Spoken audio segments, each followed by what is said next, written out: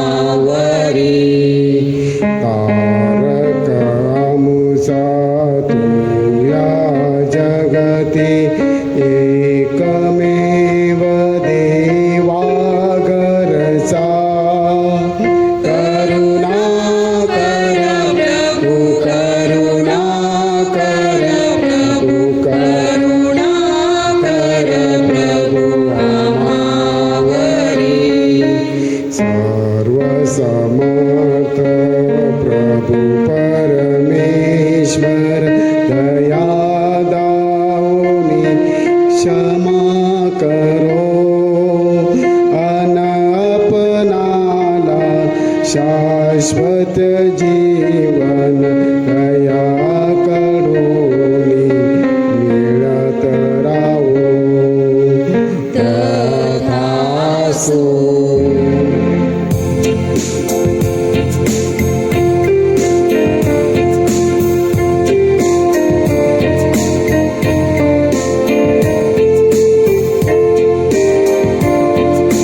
परम ईश्वरा सर्वांग गौरव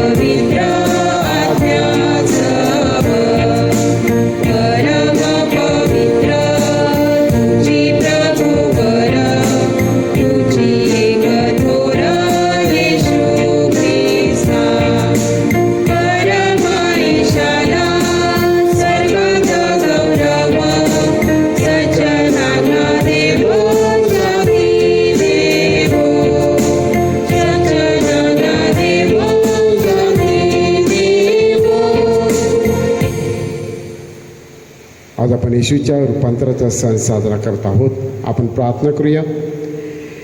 हे परमेश्वर बापा, तुझा पुत्र ख्रिस्त याच्या दिव्य वैभवाचे संदेशांना दर्शन घडवून तू आमचा विश्वास बळकट करतोस. त्याच्या वैभव दर्शनाने तुझ्या प्रिय पुत्राच्या व कन्याचे भावी वैभवाचे आम्हाला दर्शन घडविले आहेस. तुझ्या पुत्राची वाणी आम्ही ऐकत आहोत. त्याच्याबरोबर सार्वकालिक जीवनाचे वारसदार होण्यास आम्हाला सहाय्य कर. तो तुझ्याबरोबर पवित्र आत्म्याच्या ऐक्यात एकच परमेश्वर असून सर्व काळ जीवन राहतो व राज्य करतो. आमेन.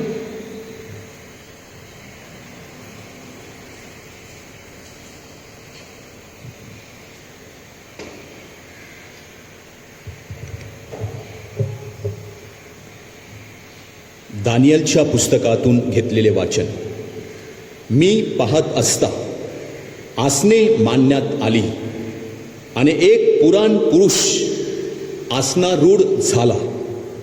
त्याचा पेहराव बर्फासारखा पांढरा होता.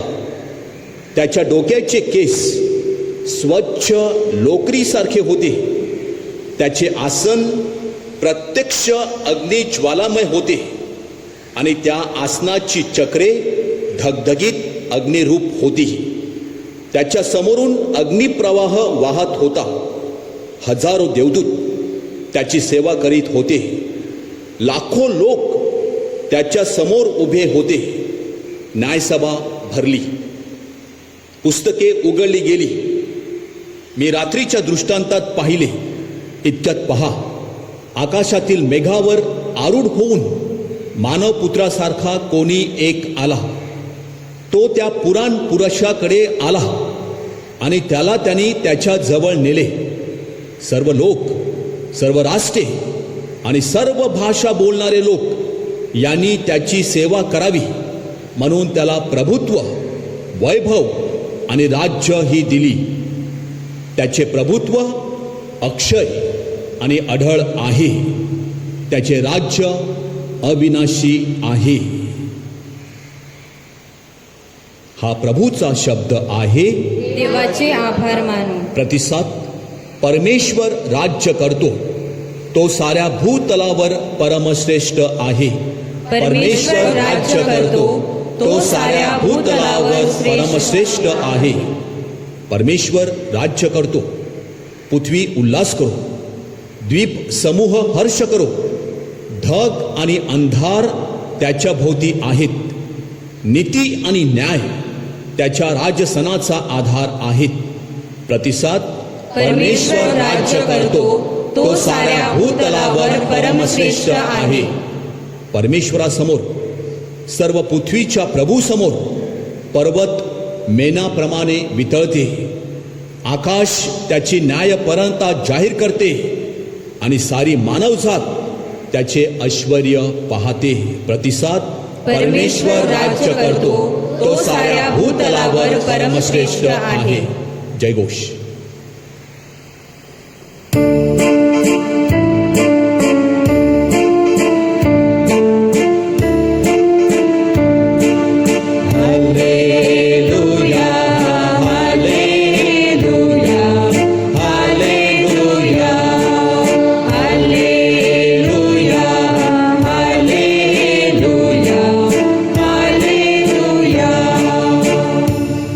पुत्र मला परम प्रिय आहे. याविषयी मी संतुष्ट आहे. ह्याचे तुम्ही ऐका.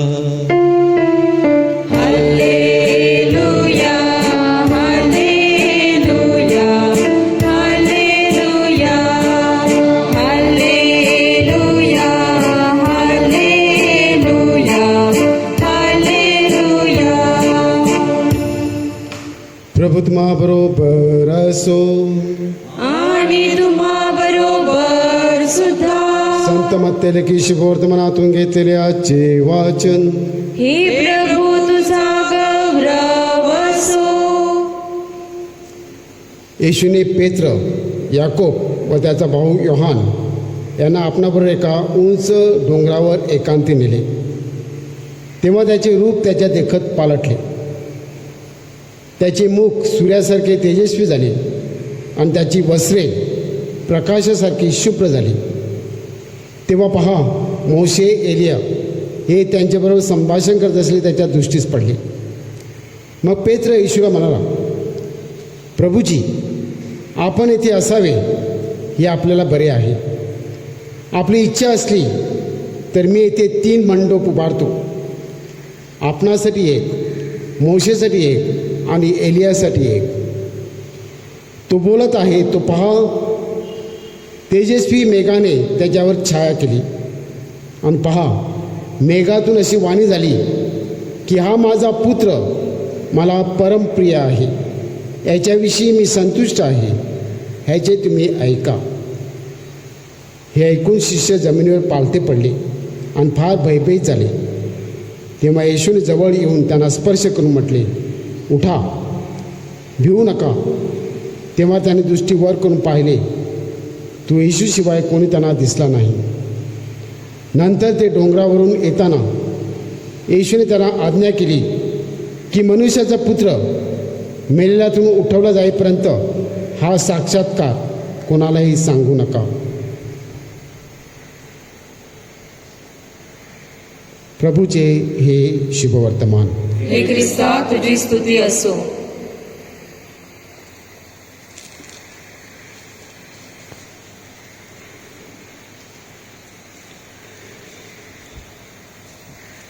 माझ्या प्रिय बंधूंनो, या पवित्र भूमीमध्ये जिथे येशूचं रूपांतर झालं त्या डोंगरावर मी गेलेलो आहे. आणि तो डोंगर फार उंच आहे आणि तेथील वातावरण देखील वेगळं आहे. एवढी हवा तिथे येते. आणि ह्याच डोंगरावर येशू 3 शिष्यांना घेऊन, हे 3 शिष्य त्याचे अगदी जवळचे होते, या 3 शिष्यांना घेऊन तो त्या डोंगरावर गेला आणि तेथे त्याचं रूपांतर झालं. येशूचं रूपांतर हे शिष्यासाठी आणि येशूसाठी देखील फार महत्त्वाचं होतं. का महत्त्वाचं होतं? कारण येशू मानवी रूप घेऊन स्वर्गातून भूमितलावर अवतरला. भूमितलावर असताना त्याने शिष्याची निवड केली आणि शिष्यासमेत पुष्कळ कार्य केलं. अनेक लहान मोठे चमत्कार केले आणि या चमत्कारातून, त्याच्या बोलण्यातून येशूचा पॉवर शिष्यांना कळलेला होता.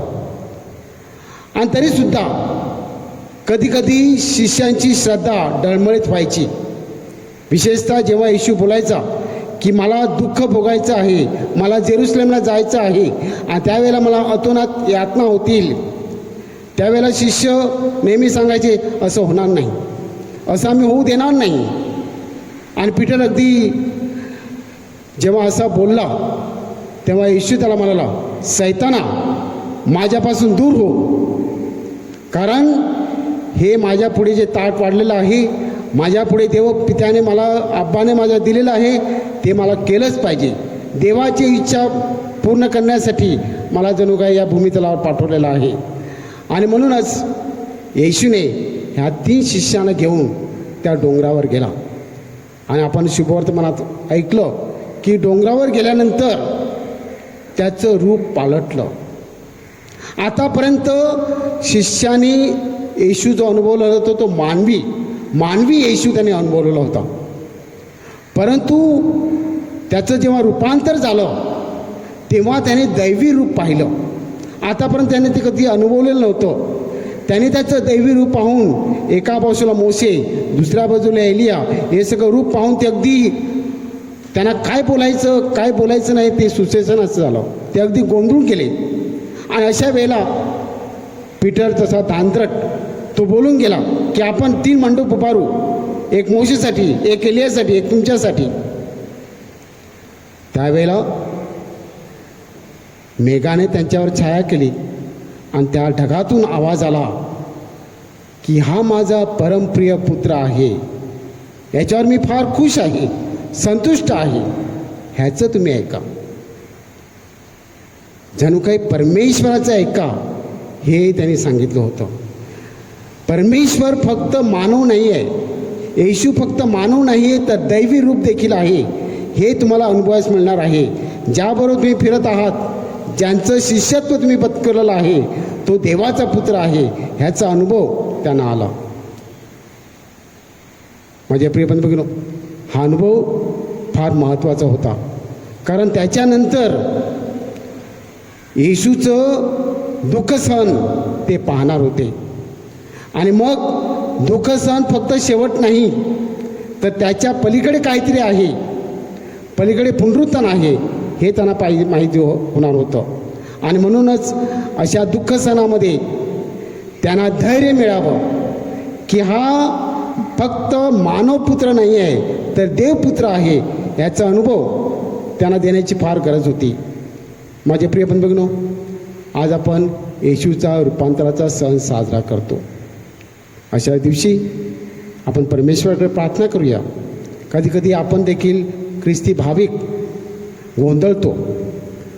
करोनासारख्या या विषाणूमुळे आपण गोंधळून जातो, काय होईल, कसं होणार. परंतु आपली श्रद्धा आपण परमेश्वरावर ठेवण्याची गरज आहे. आपला भरोसा देवावर ठेवण्याची गरज आहे. किती झालं, काही झालं तरी परमेश्वर ह्यामधून आपल्याला मार्ग काढणार आहे. ही जी श्रद्धा आहे ही फार महत्त्वाची आहे.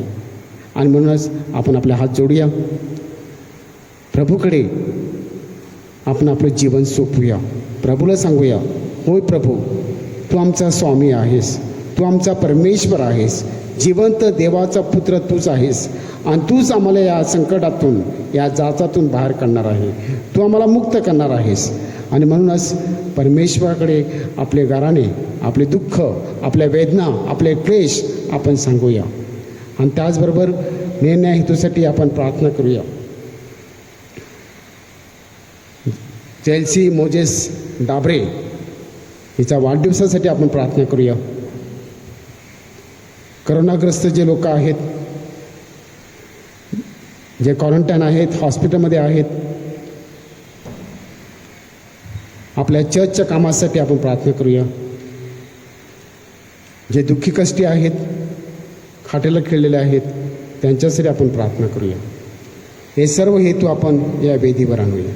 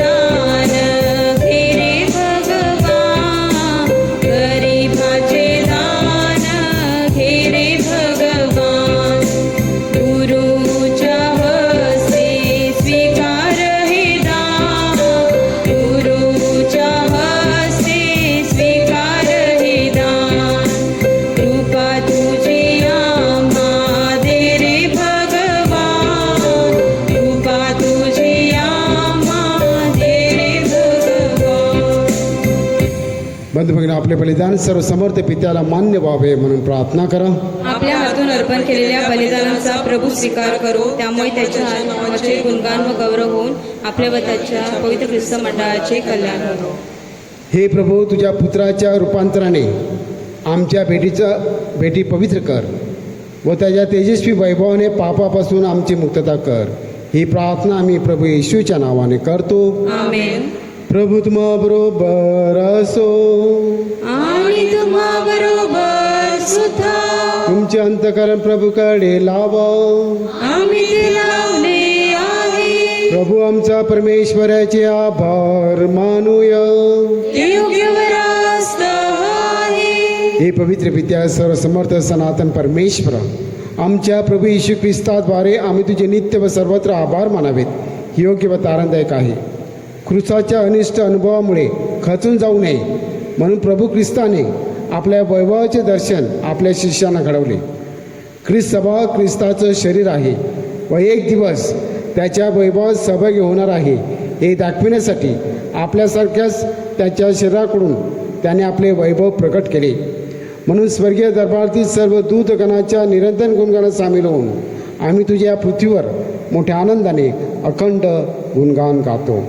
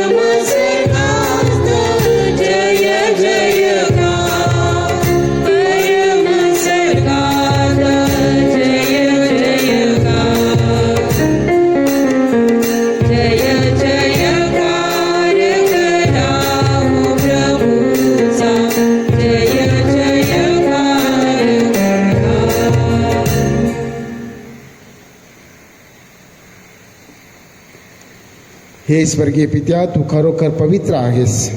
सारी सृष्टी रास्तपणे तुझी स्तुती गाते. पवित्र आत्म्याच्या प्रेरणेने तुझा पुत्र आमचा प्रभू येशू ख्रिस्त ह्याच्याद्वारे तू सर्वांना जीवन देतोस व पवित्र करतोस.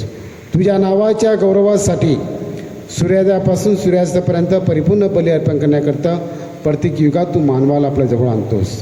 हे पित्या, आम्ही दानं घेऊन तुझ्याजवळ आलेलो आहोत. पवित्र आत्म्याच्या सामर्थ्याने ही दाने तू पवित्र कर. ही दाने तुझा पुत्र आमचा प्रभू येशू ख्रिस्त याचे शरीर व रक्त बनवत.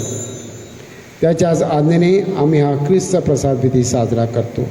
ज्या रात्री त्याचा विश्वासघात करण्यात आला त्याच रात्री त्याने आपल्या हातात भाकर घेतली, तुझी स्तुती केली, आभार मानले आणि भाकर मोडून ती आपल्या शिष्यांना देत म्हटले, तुम्ही सर्वजण ही घ्या आणि खा.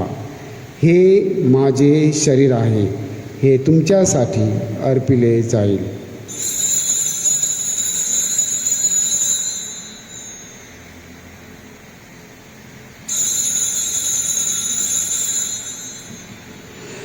भोजन झाल्यानंतर त्याने प्याला घेतला, पुन्हा तुझी स्तुती केली, आभार मानले आणि तो प्याला आपल्या शिष्यांना देत म्हटले, तुम्ही सर्वजण हा घ्या व यामधून प्या. हा माझ्या रक्ताचा प्याला आहे, नव्या व शाश्वत कराराचे हे रक्त आहे. हे तुमच्या व साऱ्या मानवांच्या पापक्षमेसाठी सांडण्यात येईल. हे माझ्या आठवणीसाठी करा.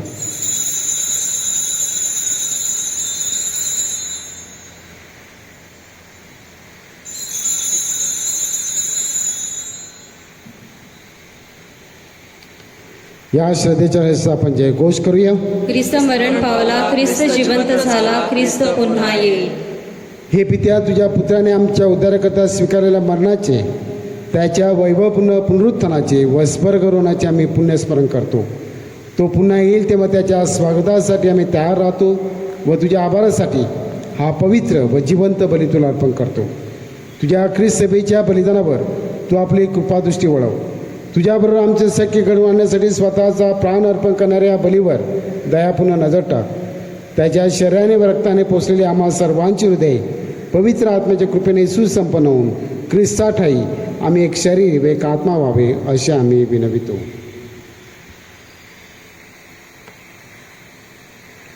तुझ्या चरणी शाश्वत दान म्हणून तो आम्हा सर्वांचे तुला अर्पण करू.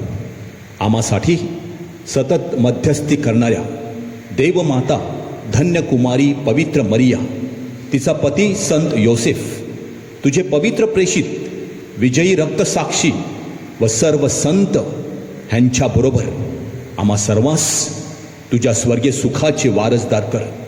ते प्रभो, तुझ्यासमोर आमचा समेट घडवून आणणारा हा बली साऱ्या जगाच्या शांतीला व कल्याणाला कारणीभूत होवो.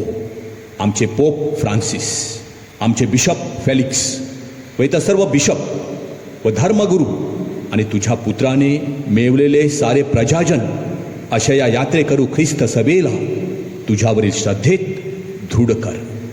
हे स्वर्गीय पित्या, तुझ्या इच्छेनुसार तुझ्या समोर जमलेल्या तुझ्या कुटुंबियाच्या प्रार्थना ऐकून घे. दुरावलेल्या तुझ्या सर्व लेकरास दयेने आणि प्रेमाने एकत्र आण. मरण पावलेल्या व आमच्या सर्व बंधू भगिनीचे आणि तुझ्या कृपेत इहलोक सोडून गेलेल्या सर्वांचे तुझ्या राज्यात स्वागत कर.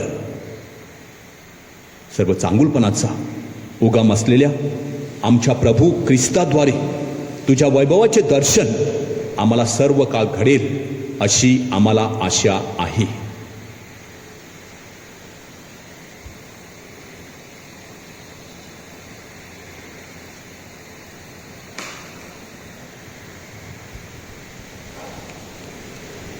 ख्रिस्ताद्वारे, ख्रिस्तासह, ख्रिस्ताठाई पवित्र आत्म्याच्या ऐक्यात ए सर्व समर्थ पित्या, तुझा सन्मान व गौरव सदा सर्वदा हो. आमेन.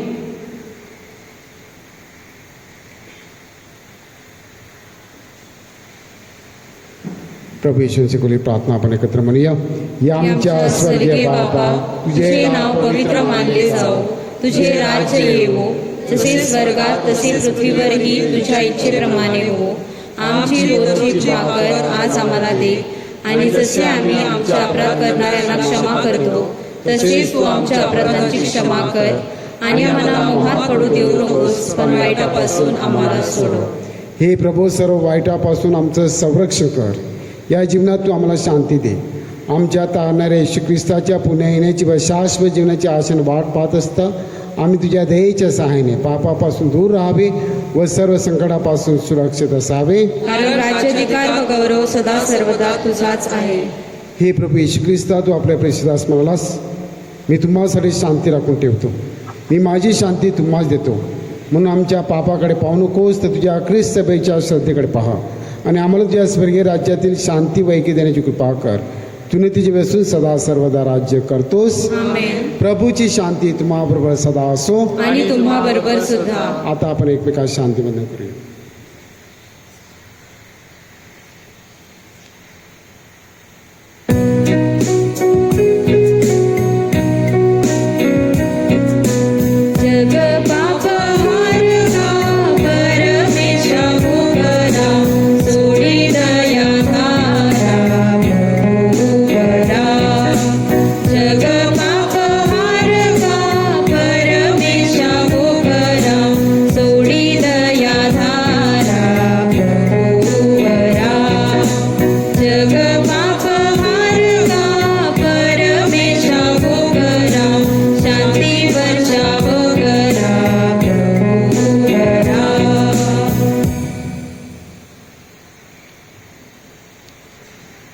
जगाची पापे दूर करणारे देवाची कोकृपा याच्या भोजनात बोलावण्यात आलेले आपण सर्वजण धन्य. हे प्रभू, तुझा स्वीकार करावयास मी पात्र नाही, परंतु एक शब्द मात्र बोल, म्हणजे मी बरी होईल.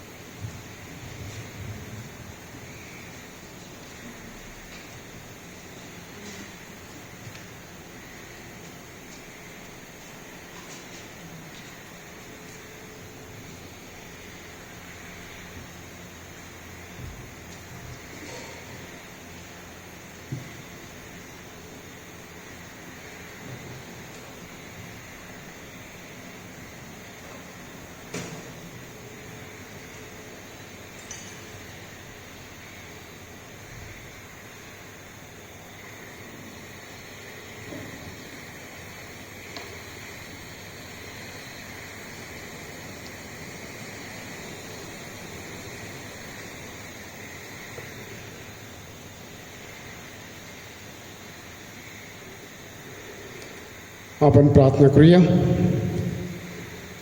हे प्रभू, ख्रिस्ताच्या वैभवाच्या रूपांतराद्वारे तू त्याचे खरे तेज प्रकट केलेस. आम्ही स्वीकारत असलेल्या स्वर्गीय भाकरीमुळे आम्हाला त्याच्या प्रतिप्रमाणे बनव.